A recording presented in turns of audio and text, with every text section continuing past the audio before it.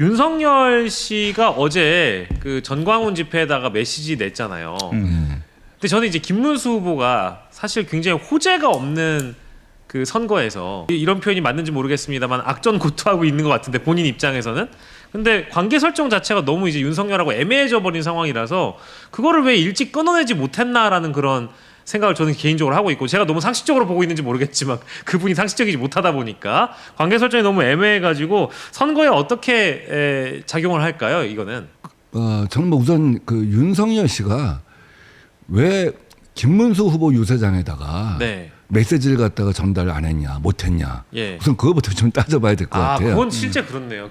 국민의힘에다가 공식적으로 이게 내 메시지라고 이렇게 전달을 하고 그랬어야 됐는데 오히려 정광훈 쪽에 갖다 줬다. 네, 자유마을 사람들이 모여 있는 곳에 가서. 근데 그거는 사실 뭐 국민의힘에서 아무도 이제 저 마지막 지지 메시지를 갖다가 보내주십시오 하고 얘기하는 사람이 없다는 거 아니겠어요? 그렇겠죠. 박근혜는 찾아가서 서문시장에 한 번만 와주십시오. 가서 아무 말도 안 해도 됩니다. 그러니까 우리가 옆에서 그냥 병풍만 칠게요. 김문수 옷 입고. 뭐 이제 그건 그만큼 효과가 있다고 생각하기 때문에 그 사람들이 가서 찾아가서 서문시장까지 에스코트 해갖고 온 거 아니겠어요? 근데 제가 볼 때는 아크로비스타? 아크로비스타에 아무도 아마 안 찾아간 것 같은데 너무 심심하잖아요. 아니 그것도 윤석열이가 분노를 표시했어. 이것들이 저기 관저에서 사저로 옮겨오니까 아무도 연락도 안 하고 찾아오지도 않는다고. 아니 너 왜 찾아가니? 별 볼 일 없어졌는데. 요새는 윤어게인도 안 찾아가는 것 같아요. 그때 말이에요. 윤어게인을 외치는 사람들이 있습니다. 전혀 반대편에서. 감옥으로 윤어게인. 감옥으로 다시 가라고. 그러면 본인이 페이스북에도 써야 될 거 아니에요. 그러네. 페이스북에도 안 써요. 그 정상 아니겠어요? 그렇죠. 그럼 페이스북에 썼다가 뭐 자기가 보면 욕을 바가지로 먹을 것 같아. 아니면 찾아오지도 않는데 내가 굳이 페이스북에 써야 되느냐. 뭐 이런 심리가 있을 것 같아. 이제 심리 분석을 해보는 거예요. 뭐 얼마나 외롭고 힘들겠어요. 야, 지금 내가 이 역할을 해야 되는데 김문수가 당선돼야지 내가 살아나는데 또 어떻게 기여를 하지? 근데 왜 안 찾아오지? 그 내가 페이스북 하나 쓸까? 야, 찾아오지도 않는데 앉았어.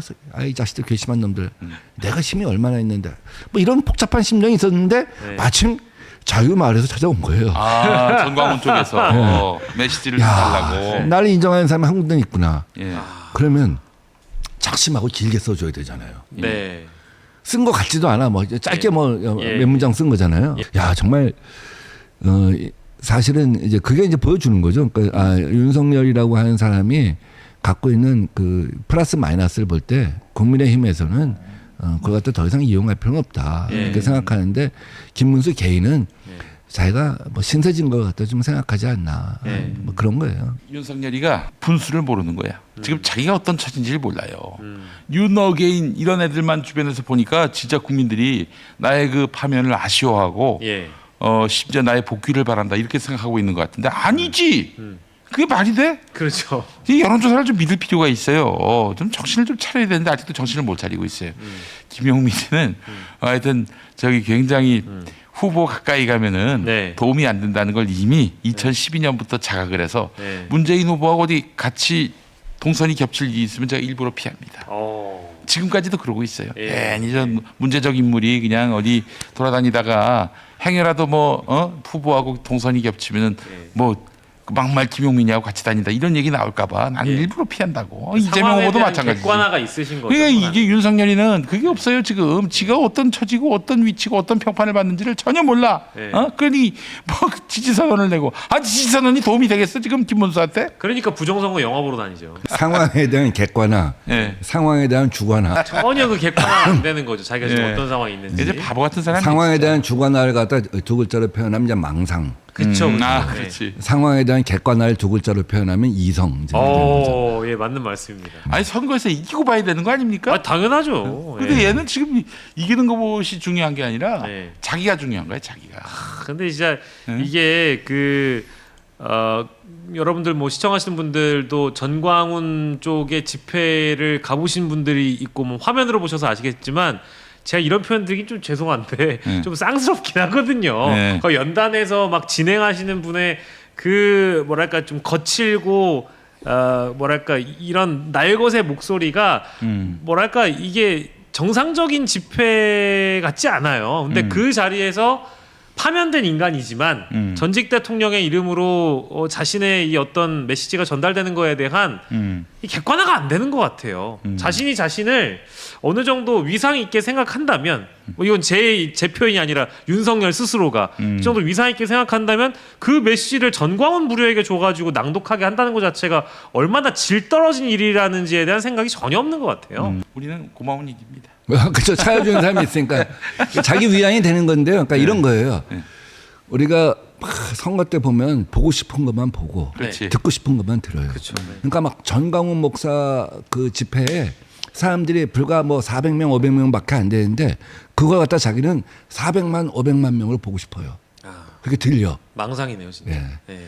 그 정도는 굉장히 심각한 거죠. 예. 병인 거죠, 병. 자, 그래요. 윤석열이가 이렇게 자꾸 나서주면은 고마운 일인데, 예. 와, 근데 만약에 내일 모레 이재명 세상이 오면은, 만약에 이재명 대통령이 당선되는 세상이 오면은, 예. 야, 그 굉장히 곤란하겠어요, 윤석열이는? 6월 4일 아침 9시 경에 이제 국회에서 취임식을 하지 않겠습니까? 지금 11시나 12시로 지금 예정하고 있어요. 예. 네. 정보가 아주 아니 뭐 며칠 전에 나온 얘기입니다. 뭐 누가 되더라도 그 스케줄대로 간다고 하는 거죠. 전직 대통령들을 초대하겠죠. 아, 그러면 문재인 대통령 그분이 오실 수 있지. 당연히 초대되죠. 예. 이명박 박근혜를 초대할 거냐. 좀 다른 문제긴 하네요. 그렇죠. 이제 국민 통합을 계속 얘기했잖아요. 네. 그거는 잘 모르겠어요. 근데 윤석열은 뭐 초대 대상은 아닐 거고요. 절대 아닐 거고. 예. 파면됐기 때문에 아마 전직 대통령 예우가 아니 박근혜도 이제 윤석열 말하는 겁니다. 이제 박근혜도 이미 이제 파면이 됐었잖아요. 아, 그렇죠. 예우가 예, 다 예. 없어졌잖아요. 예. 그래도 박근혜는 근데 문재인 대통령 때 박근혜는 또 사면하지 않았습니까? 네, 그렇죠. 뭐 이런 것들을 보면 이제 그 국민 통합이라고 하는 관점에서 이제 과거의 죄과에 관계없이 이제 정치적 판단을 하는 거죠.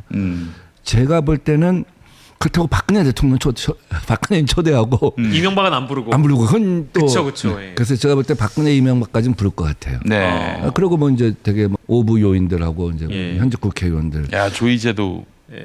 부르게 부르겠네. 되네. 조이대도 부르게 당연히 되네. 부르겠죠. 막수하겠죠. 뭐. 예. 이제 국민의힘 국회의원들은 뭐 몇 명이나 참석할지 모르겠어요. 뭐 예. 그다음 뭐 헌정회랄지 이제 원로들 이렇게 불러서 할 텐데 윤석열은 이제 안 부를 거예요. 이제 그러면서 윤석열 실감을 하는 거죠. 집에서 TV를 보면서 정말 이제 내 세상이 끝났구나 이런.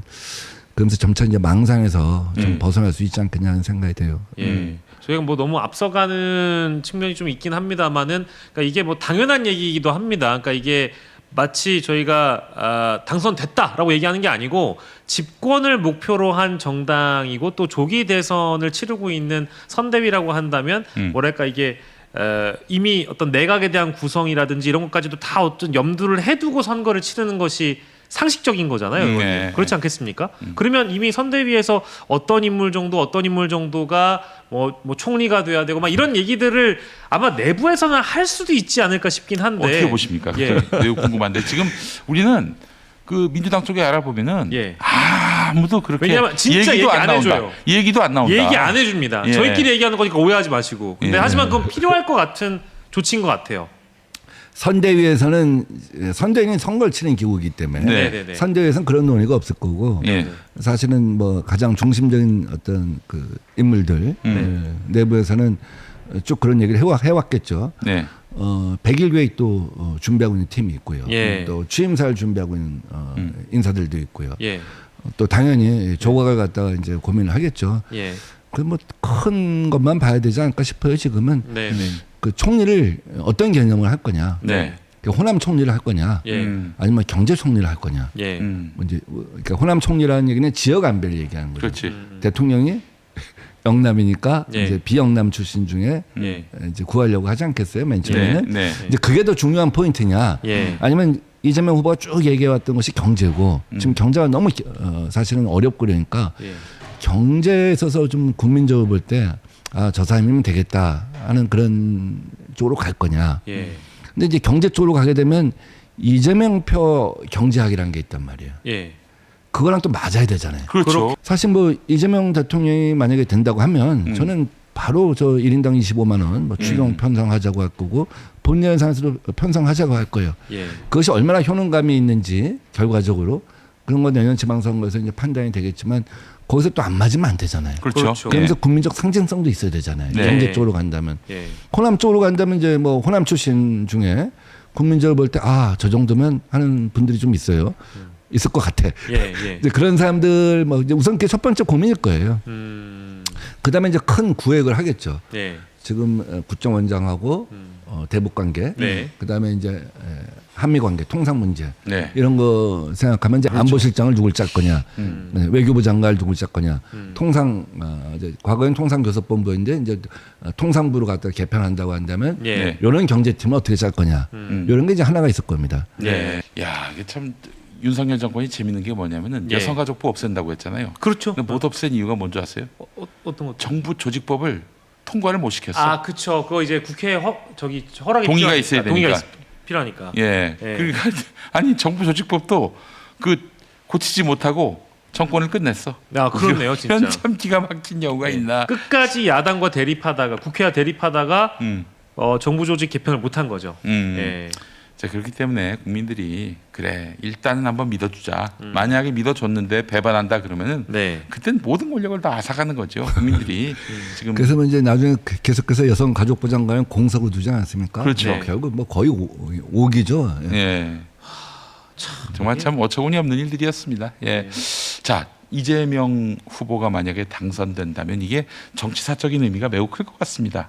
의원님. 뭐 여러 가지 의미가 있죠. 우선 하나는 뭐 소년공 출신이 대통령이 됐다. 개인적 서사. 예. 뭐 어마어마한 거죠. 네. 그 강동구 천호동 근처에 있는데 아마 거기서 예. 오리엔트 시계공장. 아니요, 이제 성남 아닙니까? 성남이었나요? 예. 그 공장이 두 군데 있었나 보다. 아. 맞아요. 예. 성남인데 네. 그 소년공 출신이 대통령이 된다. 이제 이것이 사실 굉장히 의미가 있는 것 같아요. 뭐 어떤 중국집에서 일하는 사람이 그 이재명 그 사진을 갖다가 소년공 씨 사진을 걸어놓고 어려울 때 힘들 때 용기를 냈다는 거 아니에요? 네. 사실 우리 시대가 이제는 개천에서 용나는 거 끝났다. 사람들이 그러잖아요. 계층간 사다리가 이제 사라졌다 이렇게 그렇죠. 얘기하죠. 예. 그래서 국민 여론조사를 해보면 내 아들 딸이 내 딸 아들이 나 때보다 더 잘 살 거다라고 생각하는 사람의 숫자가 굉장히 적어요. 여론조사 따라 다르지만 어떤 여론조사에서는 최악인 경우 2%, 어허. 좀 많이 나온 경우는 20, 30%. 그러니까 우리가 당군 이래 처음으로 우리 이제 후세대가 예. 더 어려운 시대, 더 가난한 우리만큼 잘 살지 못하는 세대 이렇게 물려줄 수도 있다. 전쟁 이런 것들이 요인이 아닌 이유로 그 정도로 이제 희망이 많이 사라지는 세대인데 저는 뭐 국민적으로 볼 때 희망을 갖다가 줄 수 있다라고 하는 것이 제일 큰 의미가 있다라고 보고요. 다음 두 번째는 계엄이라고 하는 것을 국민과 함께 딛고 일어선 거 아니에요? 예. 오늘 마지막 유세도 여의도에서 하는 걸로 알고 있습니다. 여의도 네. 그때 12월 3일 예. 10시 한 40분 50분부터 시작해서 네. 새벽 4시까지 국민들이 지켜서 이루어진 혁명 아니에요? 사람들이 자꾸 12월 3일 이렇게 얘기하는데 네. 저는 그 용어를 좀 정정했으면 좋겠어요. 어떻게? 12월 4일 국민혁명이라고. 그래야지 기억을 해. 12월 4일 4일 국민혁명. 그렇죠. 1시에 그게 이제 그쵸. 저기 그러니까 해제가 됐으니까. 우리가 예. 4.19는 헌법에 넣어 있잖아요. 예. 5.18도 들어가야 한다고 하잖아요. 네. 근데 87년 6월 항쟁. 예. 그 우리 뭐 역사상 사실 굉장히 위대한 혁명 중에 하나죠. 예. 그것도 6월 10일을 딱 그냥 못 박았으면 좋겠어. 앞으로 헌법 개정한다면. 그리고 이번에 헌법 개정할 때 12월 4일도 못을 박았으면 좋겠어요. 오. 12.4 국민혁명. 예. 예. 우리는 빛의 혁명이라고도 하죠. 예. 3.1 만세운동 임시정부 그 법통을 이어받고 네. 4.19 혁명 또 5.18 6월 10일 민주항쟁 12월 4일 빛의 혁명 네. 이것으로 뭐 이렇게 이제 쭉 나열했으면 좋겠어요. 국민들 머리에 그렇다면 이게 잊혀져요. 그렇지. 12월 3일만 기억나. 예. 다시 이제 이 말씀을 드리면 이것은 국민 주권 정부, 예. 국민과 함께 이룬 정부다. 예. 이런 의미가 야, 너무 좋은 말씀이신데요. 국민들이 그래서 그 쿠데타를 일으키려는 세력을 제압해 가지고 국민 주권을 제대로 관철해냈는데 이걸 가지고 뭐 독재니 총통이니 이딴 소리를 지금 하고 있어요. 지금 저 그림 네. 이재명 후보가 말이죠. 어린 이재명. 네, 스픽스의 전계환 대표하고 이제 차량에서 인터뷰할 때 그 지금의 이재명이 어린 소년공 이재명에게 하고 싶은 일 물어봤더니 끌어안아주고 싶다라고 했는데 어떤 분이 이렇게 AI로 만들었어요. 와, 진짜 감동적이네요. 예. 이재명 후보 본인이 저걸 더 좋아할 것 같은데요. 저 영상 자체를. 예, 오늘 저기 뉴스공장에서도 틀어주더라고요. 그래요? 예. 저 앞으로 굉장히 유행할 것 같으네요. 네. 우리 뭐 돌아가신 아버지 어머니 뭐 이런 사진들 해갖고 근데 예. 한강 작가가 예. 과거가 현재를 살릴 수 있을까 뭐 이런 고민을 하고 글을 썼다고 하잖아요. 네. 그 이재명의 과거가 예. 이재명이 어린 이재명이었고 예. 지금 오늘의 이재명을 이렇게 있게 한 거 아니에요. 거기다 저 한마디 갖다 또 부연해서 문장을 준다면 그 어제의 이재명이 오늘의 이재명을 있게 했다. 아, 그렇지. 예. 아니, 저 우리 소년공 때 이재명 후보가 겪었던 이런 고통과 또 분노 이런 것들이 다 공공적인 어떤 그 정책으로 공익으로 다 승화가 됐어요. 그 어렸을 때 그 아버지가 상대원 시장에서 이제 내지면 버릴 과일 가져와 가지고 먹였다는 거 아니에요. 이제 뭐 한마디로 상품 가치가 떨어진 과일을 이거를 이재명은 성남 시장이 돼서 어린이들에게 제철 과일을 그 신선한 그렇죠. 과일을 아이들에게 무상으로 공급하는 그 정책을 만들어냈어요. 또 본인이 소년공이라서 그 학교에 교복을 입고 가지 못하는 이런 삶을 여러 가지로 좀 회한에 젖어서인지 성남에 무상교복 정책을 만들었던 것이고. 예.